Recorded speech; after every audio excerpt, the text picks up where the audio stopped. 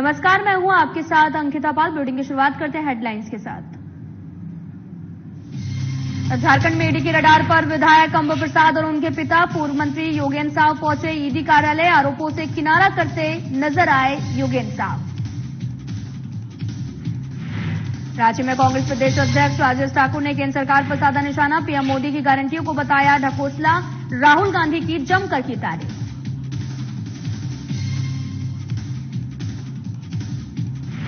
लोकसभा चुनाव के मैदान में थर्ड जेंडर की एंट्री ने चौंकाया। धनबाद से थर्ड जेंडर सुनैना ने ठोकी ताल।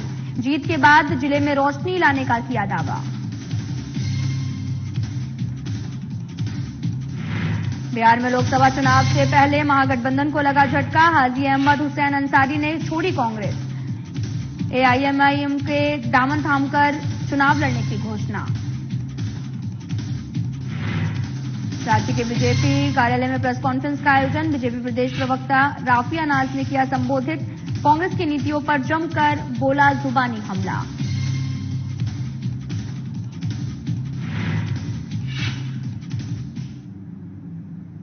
रुक करते हैं खबरों की तरफ। झारखंड कांग्रेस विधायक अंबा प्रसाद के पिता कांग्रेस नेता और पूर्व मंत्री योगेंद्र साव ईडी के सवालों का सामना करने के लिए दोबारा से ईडी कार्यालय पहुंचे हैं। बताया ये भी जा रहा कि योगेंद्र साव पर कई आपराधिक मामले भी दर्ज हैं। अब बड़का गांव विधानसभा की विरासत योगेंद्र साव की बेटी अंबा प्रसाद संभालती हैं। पिता और बेटी दोनों ईडी की रडार पर हैं। 12 मार्च को विधायक अंबा प्रसाद और पूर्व मंत्री योगेंद्र साव के कई ठिकानों पर ईडी ने छापेमारी कर कई दस्तावेज और सबूत अपने साथ लेकर गई है। योगेंद्र साव के तेवर ईडी के सामने बिल्कुल नर्म पड़े हुए हैं। योगेंद्र साव ईडी दफ्तर के बाहर दिया जलाने की बात कह रहे हैं और वहीं अपने ऊपर लगे आरोपों से किनारा करते हुए नजर आ रहे हैं। वो सारा केस का जो पिछली सरकार में हमारे ऊपर इलीगल केस हुआ और जितना तरह का मामला हुआ उसको हमने ईडी के अधिकारियों से कहा कि उसका भी जांच करने के लिए उन्होंने सारा केस का हमको डिटेल्स मांगे हैं और कुछ कागज पेपर मांगे हैं। वो सारा पेपर लेने में थोड़ा हमको विलम्ब हुआ। आज लेके जा रहे हैं, आज लेकर के अभी जा रहे हैं और निश्चित रूप से जांच सही दिशा में जा रहा है। ईडी के अधिकारियों पर और ईडी डिपार्टमेंट जो स्वतंत्र एजेंसी है, जो भारत का एक गर्व के समान है, ये ईडी, एनआईए, सीबीआई, ऐसे एजेंसी अगर यदि हम लोग जैसे मामले को अगर जांच करता है तो ये मेरे लिए सौभाग्य की बात है। नहीं, ये थे पूर्व मंत्री योगेंद्र साव, जिन पर जमीन से जुड़े और कई मामलों में ईडी पूछताछ कर रही है। इसके साथ ही इनकी बेटी विधायक अंबा प्रसाद से भी ईडी पूछताछ कर रही है और आज अंबा प्रसाद को ईडी ने पूछताछ के लिए बुलाया था, लेकिन उन्होंने ईडी से किसी और दिन का समय मांगा है। लेकिन जिस तरीके से आज पूर्व मंत्री योगेंद्र साव के जो तेवर हैं वो नर्म है, यह वही पूर्व मंत्री हैं जो कभी इनके तेवर तल्ख हुआ करते थे। जी हाँ, जिस तरीके से यह कह रहे हैं कि ईडी कार्यालय के बाहर 5 दिया जलाएंगे और ये सौभाग्यशाली होंगे कि इनकी मामले की जांच ईडी कर रही है। अब कि जिस तरीके से इनके तेवर बिल्कुल नर्म पड़े हैं, कहीं न कहीं ये संकेत कर रहा है कि अंदर खाने में जरूर न कोई खिचड़ी पक रही है। अब इस बात को जानना जरूरी होगा कि राजनीतिक मायने इसके क्या है और राजनीतिक तौर पे अंदरूनी खिचड़ी क्या पक रही है। सहयोगी सूर्यान के साथ चंदन वर्मा, साधना न्यूज, रांची। तो वही लोकसभा चुनाव को लेकर सभी पार्टियां वादे दावे करने में लगी हुई हैं। झारखंड कांग्रेस के प्रदेश अध्यक्ष राजेश ठाकुर ने केंद्र की सरकार पर, आपको बता दें कि जमकर निशाना भी साधा। पीएम मोदी की ओर से दिए जाने वाली गारंटी को ढकोसला बताया है और राजेश ठाकुर ने नोटबंदी, कालाधन और बेरोजगारी को बड़ा मुद्दा बताया। इन सभी मामलों और पीएम मोदी की गारंटी पर जवाब भी मांगा और कहा कि मोदी जी झूठा जो गारंटी है वो देते हैं, लेकिन राहुल गांधी सभी देशवासियों से सच्चा वादा करते हैं। वहीं मीडिया से बातचीत के दौरान मंत्री आलमगीर आलम ने भी बीजेपी की केंद्र सरकार पर निशाना साधा। मंत्री आलमगीर आलम ने कहा कि कांग्रेस हमेशा किसानों के विकास की बात करती है, लेकिन केंद्र सरकार हमेशा किसानों के रास्ते में रोड़े अटकाने में रहती है। लोग वोट मांगने जाते हैं, हम सिर्फ वोट मांगने नहीं, उनको गारंटी देने जाएंगे। और जो तमाम तरह की बाधाएं आपको दिखाई देती है, चाहे वो किसानों के लिए, युवाओं के लिए, नारी के लिए, और जो आरक्षण के मामले में आप देखते हैं कि 50% का जो आरक्षण है तो उसका दायरा नहीं टूट रहा है। तो न्याय देने के लिए हम उस दायरा को तोड़ने का भी प्रयास करेंगे। हमारी सरकार आएगी। आप जानते हैं कि जब केंद्र में सरकार बनती है तो उससे बहुत सारी चीजें सुलभ होती है, चाहे रोजगार की बात हो। अगर केंद्र सरकार मजबूती से रोजगार मुहैया कराने में आगे नहीं बढ़ेगा तो चाह करके भी राज्य सरकार मुहैया नहीं करा सकती है रोजगार। और आज गारंटी की बात हम कर रहे हैं, बताने के लिए आपके सामने आज हम लोग आए हैं कि बहुत जल्द 2024 का चुनाव का शुरुआत हो चुका है। अब परिणाम भी बहुत जल्द आने वाला है। इसे चुनाव 7 चरण के बाद जैसे होगा परिणाम दिया जाएगा। हालात बदलेगी, इस बात को हमें विश्वास है। इसलिए इस बात को हम कह रहे हैं कि राहुल जी जब पहले भारत जोड़ो यात्रा का शुरुआत किए थे, कन्याकुमारी से लेकर कश्मीर तक, उन्होंने घूम घूम कर जनता, युवा, बुद्धिजीवी, हर तरह के लोगों से मिलने की काम किया, किसानों से मिलने काम किया, मजदूरों से मिलने के काम किया है, खेत में रहने वाले लोगों से उनसे मिलने के काम किया है। और दोबारा फिर उन्होंने भारत जोड़ो न्याय यात्रा का शुरुआत।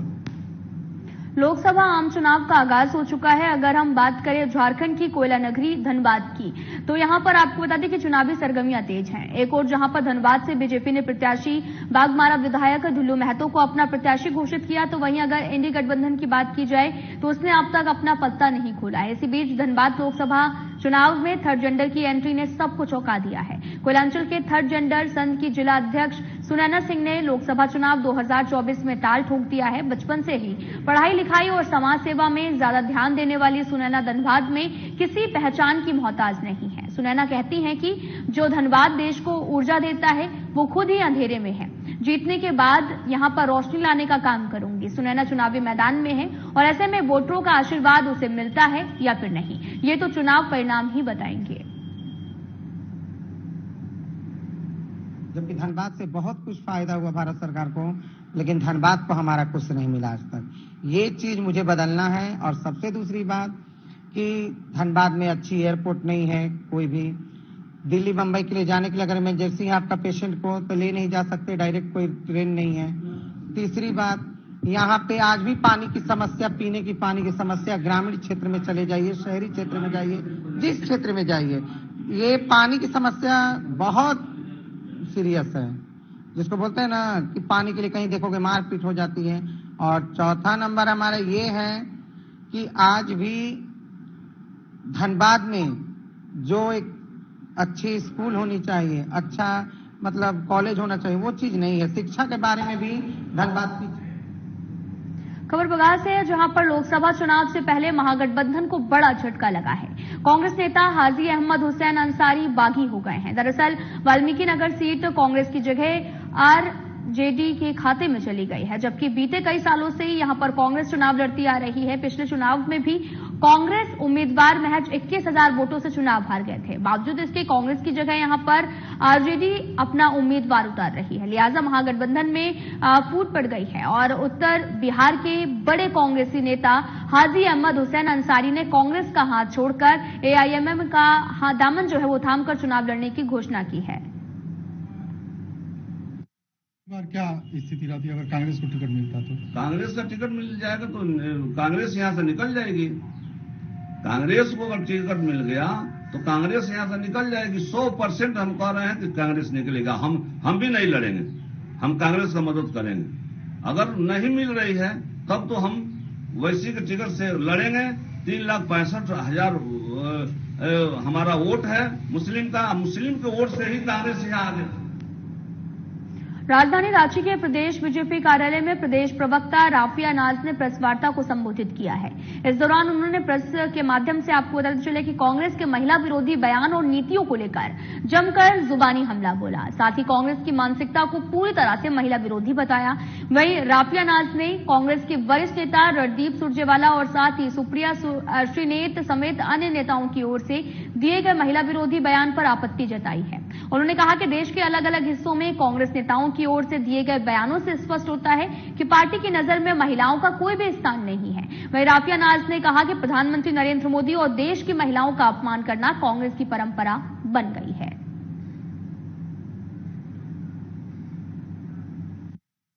नाम है, अगर नाम लेना शुरू करूंगी तो कांग्रेस के नेताओं का नाम तक मतलब शर्म से, मतलब जितने कांग्रेस के नेता है वो शर्म से नीचे झुक जाएंगे। आप सभी जानते होंगे जैसे कि हाल में ही 31 मार्च को जो कांग्रेस के महासचिव है रणदीप सुरजेवाला ने किस प्रकार से बीजेपी के सांसद हेमा मालिनी जी के ऊपर अभद्र टिप्पणी कही। हम सारी महिलाओं का शर्म से नीचे झुकता है। क्या कांग्रेस का और कांग्रेस के नेताओं का स्तर इतना नीचे झुक गया है कि वो इस तरीके से अभद्र टिप्पणियां कर रही है, वो भी कांग्रेस के महासचिव। लोकसभा चुनाव को शांतिपूर्ण ढंग से संपन्न कराने को लेकर गढ़वा जिला प्रशासन सतर्क है। इसी क्रम में झारखंड और छत्तीसगढ़ के बॉर्डर गोदरमाना पर वाहन चेकिंग अभियान चलाया गया, जिसका जायजा हमारे गढ़वा संवाददाता सोनू गुप्ता ने लिया है। चलिए आपको सुनाते हैं। आए हुए हैं गढ़वा जिला के बॉर्डर झारखंड और छत्तीसगढ़ गोदरमाना, जहां पे लोकसभा चुनाव को लेकर यहां पे चेकिंग चल रही है। आप देख सकते हैं किस प्रकार चेकिंग चल रही है, चेकिंग कराई जा रही है। साथ ही साथ हम पूछेंगे जो लोग यहां पे गाड़ियां आ रहे हैं लेके आने जाने वाले लोगों से क्या क्या चेकिंग किया जा रहा है। रेडियो को चेक किया गया, गाड़ी को 100 से चेक किया गया। आप कहाँ से आ रहे हैं? बांदू से आया हूँ। बांदू से आए हुए, कहाँ जाइएगा? रामानुगंज। और आप यहाँ पे देख सकते हैं जो चेक करने वाले अधिकारी हैं, हम उनसे भी पूछेंगे कि इनको क्या क्या दिशा निर्देश दिया गया है। क्या नाम हुआ सर आपका? कुंदन कुमार। क्या क्या चेक करने का निर्देश दिया गया है सर? ये बॉर्डरिंग क्षेत्र है, यहाँ पर कोई नशा, कोई पिस्टल, हथियार, गोली कुछ वैसा न आर पार हो गए। किन किन वाहनों को सर चेकिंग करने का आदेश दिया गया है?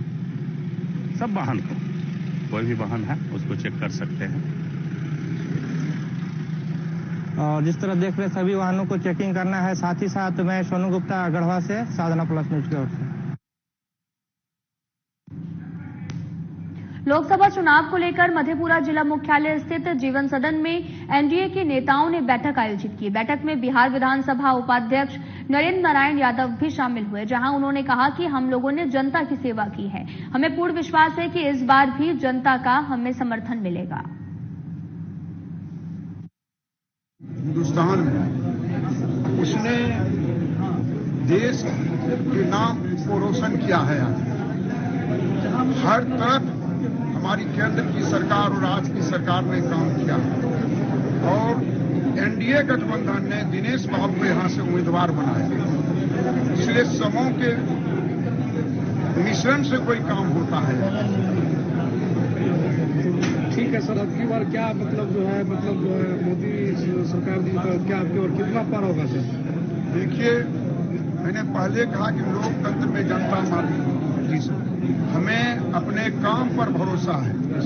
हमने जनता की सेवा की है। जनता के लिए गठबंधन का आज बैठक है मधेपुरा में और लोकसभा के चुनाव से संबंधित यह बैठक है, जिसमें सभी दल के लोग आए हैं। सक्रिय पदाधिकारी हैं, जिला अध्यक्ष हैं, जिला कमेटी के बढ़िया पदाधिकारी हैं, प्रखंड के अध्यक्ष हैं। इसके अलावा मुख्य लोग हैं। लोकसभा नामांकन होगा 15 तारीख को और उसमें विचार और किस तरह से चुनाव लड़ा जाए, इसी सारी बात पर आज विचार होगा।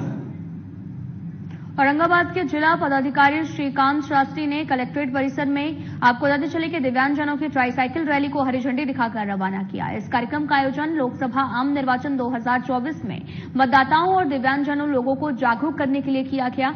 इस दौरान जिला गोपनीय प्रभारी पदाधिकारी, उप विकास आयुक्त, प्रभारी जिला सूचना और जनसंपर्क पदाधिकारी, वरिष्ठ उप समाहर्ता पदाधिकारी सहित अन्य पदाधिकारी मुख्य रूप से उपस्थित रहे।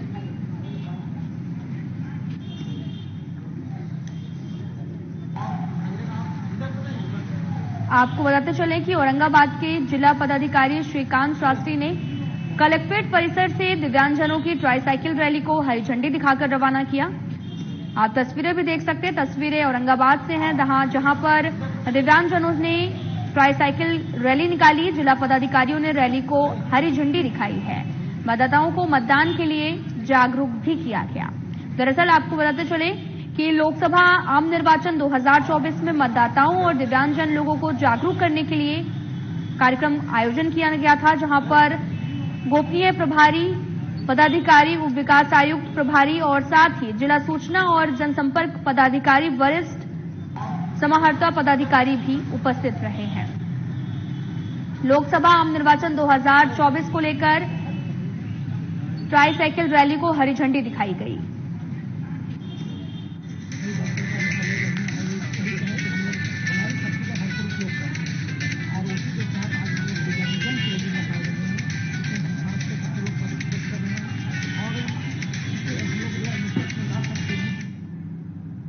बोकारो पुलिस को एक अहम कामयाबी मिली है। दरअसल आपको पता चले कि पुलिस ने चेन स्नैचिंग करने वाले अपराधी इंसाफ अली उर्फ पितला को एक देसी कट्टा और एक जिंदा कारतूस के साथ में गिरफ्तार किया है। गिरफ्तार आरोपी की निशानदेही पर सोने की चेन को खरीदकर बेचने वाले संजय स्वाड़कर के पास से 10 सोने की चेन को भी बरामद किया गया और साथ ही आपको पता चले कि पुलिस ने उसे गिरफ्तार कर लिया है और एसपी पूज प्रकाश ने बताया कि ये एक बड़ी कामयाबी है।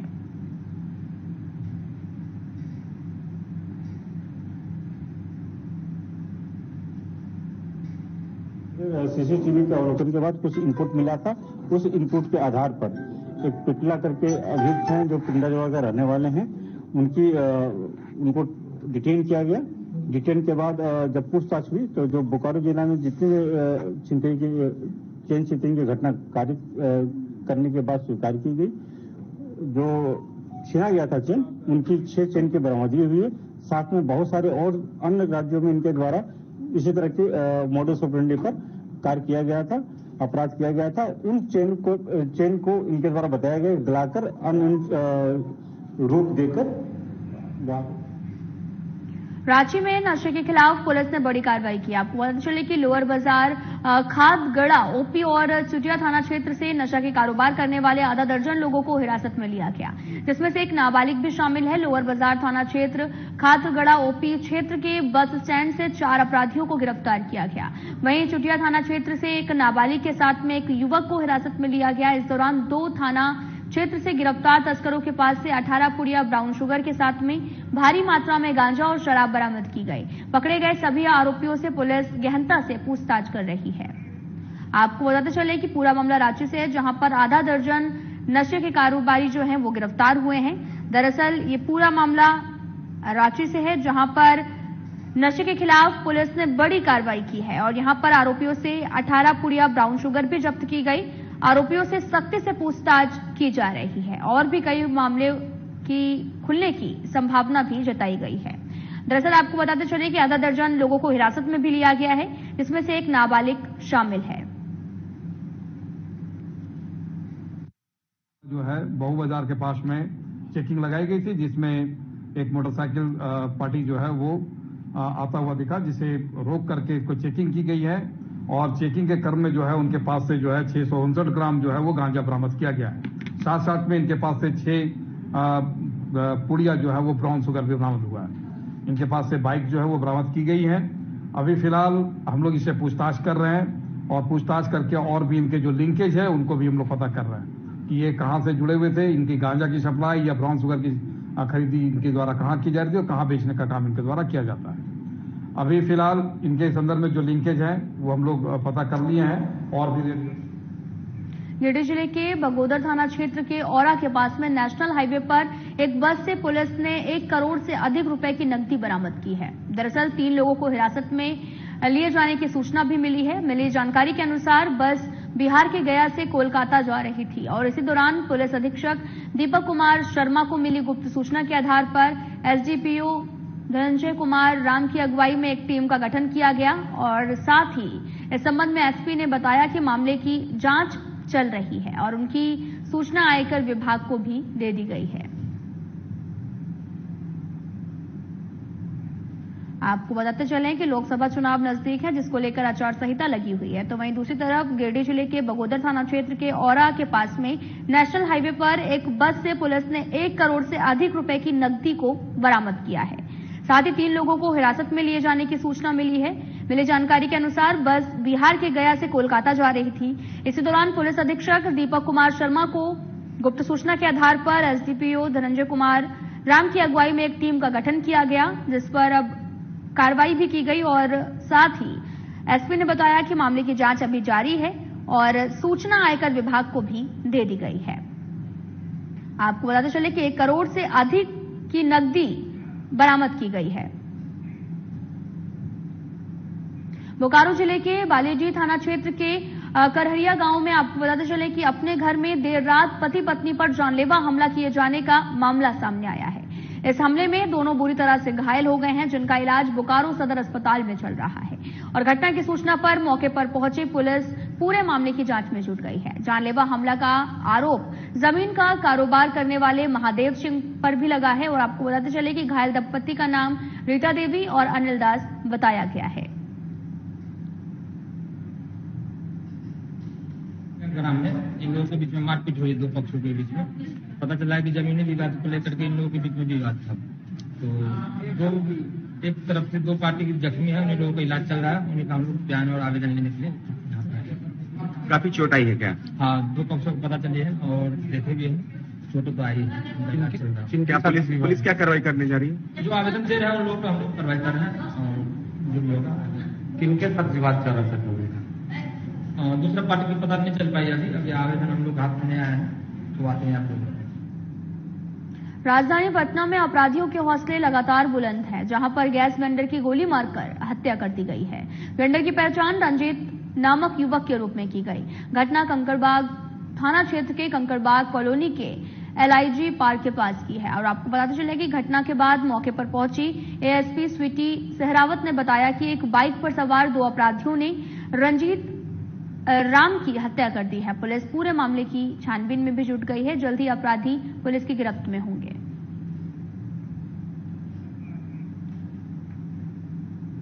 एक नवजात बच्चे का सिर कुचला शव कन्हर नदी के पास से बरामद किया गया। खबर गढ़वा जिले के रंका थाना क्षेत्र के गोदरमाना से है, जहां पर नवजात का शव मिलने से सूचना रंका अनुमंडल पुलिस पदाधिकारी रोहित कुमार को स्थानीय ग्रामीणों ने दी है। बताया ये भी जा रहा कि सबसे पहले मछली मारने वाले ने नवजात का शव देखा, उसके बाद ये बात जो है वो आग की तरह इलाके में फैल गई। लोगों की भीड़ मौके पर पहुंचने लगी।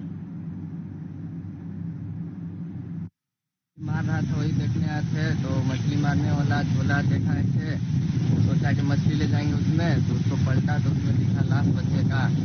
फिर हम लोग को जानकारी दिया तो हम लोग भी ला के देखे। बच्चे का तो शव भी कुचला हुआ है सर? कुछ दिया है सर, पूरा ये दिया है, पूरा घर दिख रहा है। बाकी क्या होना चाहिए था इसमें? तो कार्रवाई होना चाहिए।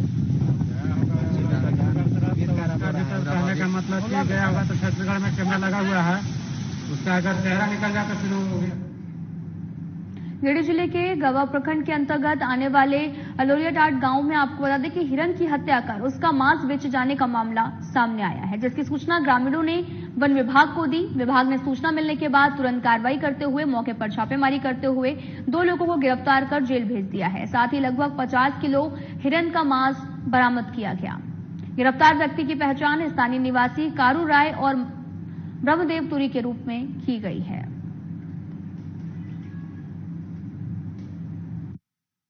सूचना प्राप्त होते ही वन क्षेत्र पदाधिकारी गांव के निर्देश पर एक छापेमारी का टीम का गठन कर हम लोग ग्राम लोरियाटाड़ पहुंचे तो पता चला कि लोरियाटाड़ निवासी दुर्गा सोरेन के पुराना मिट्टी के मकान में उक्त हिरण का टुकड़ा टुकड़ा किया जा रहा है। दोनों को हिरासत में लिया गया है। पूर्ण मामले की छानबीन की जा रही है।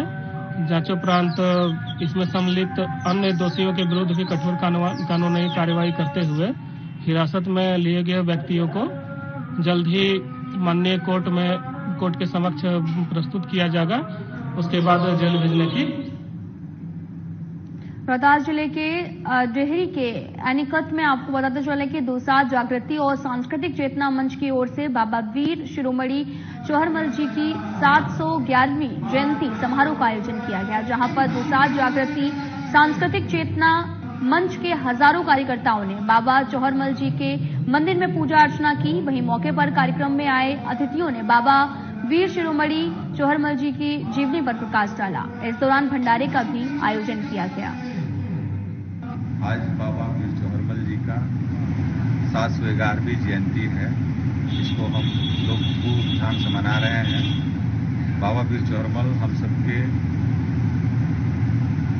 कुल गुरु हैं और हमारे पूर्वज हैं, हम सब उन्हीं के वंशज हैं। और जब तक हम अपने पूर्वज को, उनके इतिहास और उनके विरासत को नहीं समझेंगे, तब तक हम सब आगे नहीं बढ़ेंगे। इसी क्रम में बाबा साहब ने भी कहा था कि जब तक जो इंसान अपना इतिहास नहीं जानता है, तब तक वो इतिहास नहीं बना सकता है। हम लोग भी अपने पूर्वजों का इतिहास जानने के लिए हम सब उतावले हैं और हम सारे लोग मिल करके यहाँ मंदिर का। फिलहाल इस वीडियो में इतना ही। नमस्कार।